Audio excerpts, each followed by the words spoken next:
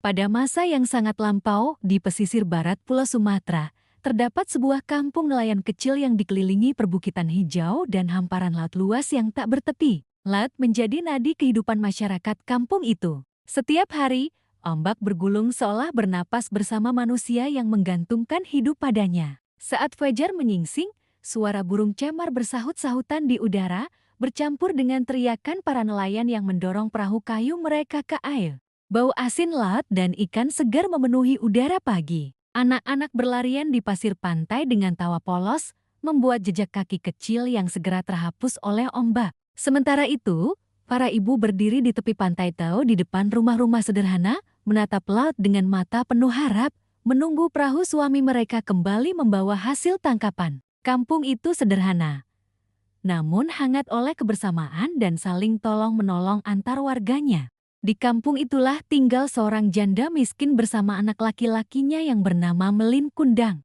Rumah mereka berdiri agak terpencil di pinggir kampung, menghadap langsung ke laut lepas. Rumah itu kecil dan sederhana, berdinding papan kasar yang sudah mulai lapuk dan beratap daun rumbia yang kerap bocor. Jika hujan turun disertai angin kencang, air sering menetes dari atap dan membasahi lantai tanah, memaksa mereka memindahkan alas tidur ke sudut yang lebih kering.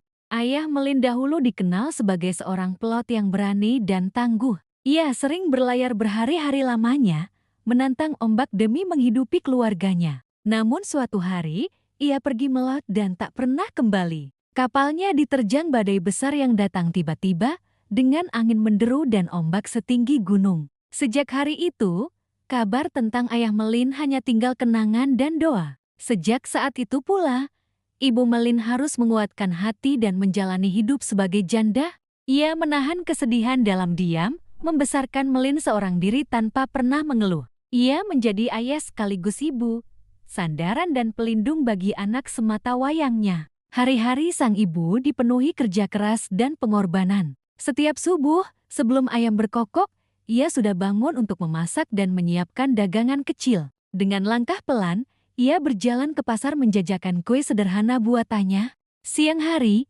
jika dagangannya habis, ia membantu tetangga mencuci pakaian atau membersihkan rumah demi upah sekadarnya. Malam hari, ketika tubuhnya lelah dan kakinya gemetar, ia masih menyempatkan diri menemani Melin belajar, bercerita, dan meninabobokannya agar anaknya tidak merasa kehilangan sosok ayah. Melin tumbuh sebagai anak yang rajin, patuh, dan cerdas.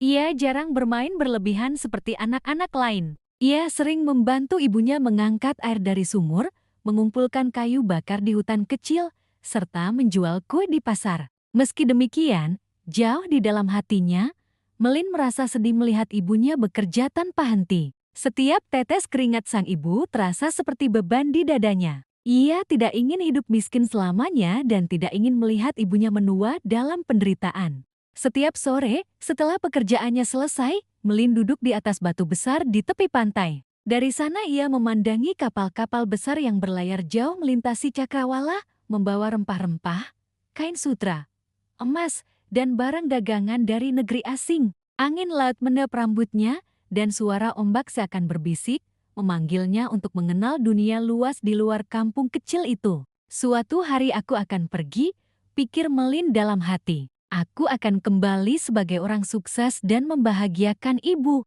Keinginan itu akhirnya ia sampaikan kepada ibunya. Mendengar niat Melin untuk merantau, sang ibu terdiam lama. Hatinya dipenuhi rasa takut kehilangan. Melin adalah satu-satunya harta yang ia miliki. Namun setelah melihat tekad Melin yang begitu kuat dan mata anaknya yang penuh harapan, ia pun mengalah. "Pergilah, nak," kata sang ibu dengan suara bergetar. "Ibu hanya punya satu pesan.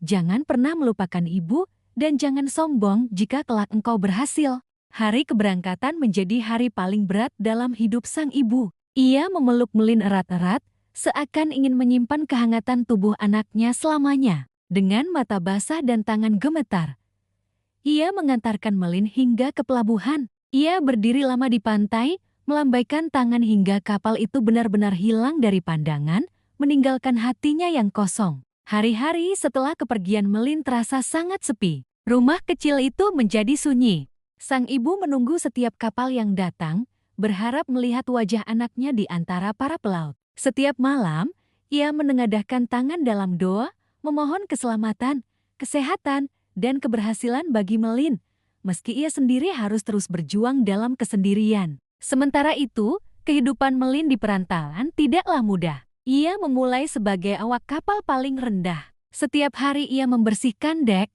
mengangkat karung-karung berat, dan sering dimarahi tanpa alasan. Ia tidur di sudut kapal yang sempit dan dingin, serta makan seadanya. Namun Melin tidak pernah mengeluh. Ia menyimpan semua lelahnya dalam tekad. Ia belajar membaca peta, memahami arah angin, berdagang, dan berbicara dengan orang-orang dari berbagai negeri. Tahun demi tahun berlalu. Ketekunan dan kecerdasan Melin membuahkan hasil. Ia mulai dipercaya memegang urusan dagang. Perlahan, ia mengumpulkan kekayaan. Ia membeli kapal sendiri, memiliki banyak awak, dan disegani oleh para saudagar. Kehidupannya berubah drastis. Rumah besar, pakaian indah, perhiasan mahal, dan penghormatan dari banyak orang menjadi bagian dari kesehariannya. Melin kemudian menikahi seorang perempuan cantik dari keluarga bangsawan. Istrinya terbiasa hidup mewah dan memandang rendah orang miskin. Sejak saat itu, Melin mulai merasa malu dengan masa lalunya. Ia jarang menyebut kampung halaman, apalagi mengingat ibunya yang hidup sederhana. Suatu hari, karena urusan dagang, kapal Melin berlabuh di kampung tempat ia dilahirkan. Penduduk kampung terkejut melihat kapal besar dengan layar megah. Mereka berbisik-bisik, saling bertanya, dan akhirnya menyebut satu nama yang lama mereka kenal, Melin Kundang. Kabar itu sampai ke telinga sang ibu. Dengan sisa tenaga yang ada, ia berjalan tertatih menuju pelabuhan. Rambutnya telah memutih, tubuhnya membungkuk, dan wajahnya penuh keriput. Namun hatinya dipenuhi kebahagiaan yang tak terkira. Ketika ia melihat Melin berdiri gagah dengan pakaian indah, air mata harum mengalir di pipinya. Tanpa ragu, ia mendekat dan mengulurkan tangan. "Melin, anakku, ibu datang menjemputmu," ucapnya lirih. Namun Melin terkejut. Ia melihat ibunya yang tua dan miskin. Di hadapan istrinya dan para awak kapal, rasa malu menguasai dirinya. "Perempuan tua, jangan mengada-ada," teriak Melin. "Aku tidak mengenalmu." Sang ibu mencoba menjelaskan, mengingatkan masa kecil Melin, luka di tangannya, dan kenangan yang hanya mereka berdua ketahui. Namun Melin justru mendorongnya hingga terjatuh. Penduduk kampung hanya bisa menunduk sedih, tak sanggup menegur. Dengan hati hancur, sang ibu bangkit perlahan. Ia menatap laut yang luas dan berdoa dengan penuh kepedihan, menyerahkan segalanya kepada Tuhan. Tak lama kemudian, langit menggelap, angin bertiup kencang. Ombak setinggi gunung menghantam kapal Melin. Melin ketakutan, menyesali perbuatannya, dan memanggil nama ibunya. Namun badai semakin ganas. Petir menyambar dan tubuh Melin perlahan mengeras. Ia berubah menjadi batu, menjadi saksi bisu atas kesombongannya. Kapalnya hancur dan laut kembali tenang seperti sedia kala. Hingga kini, masyarakat percaya batu di pesisir itu adalah Melin Kundang, pengingat abadi bahwa durhaka kepada orang tua adalah dosa besar yang membawa penyesalan seumur hidup.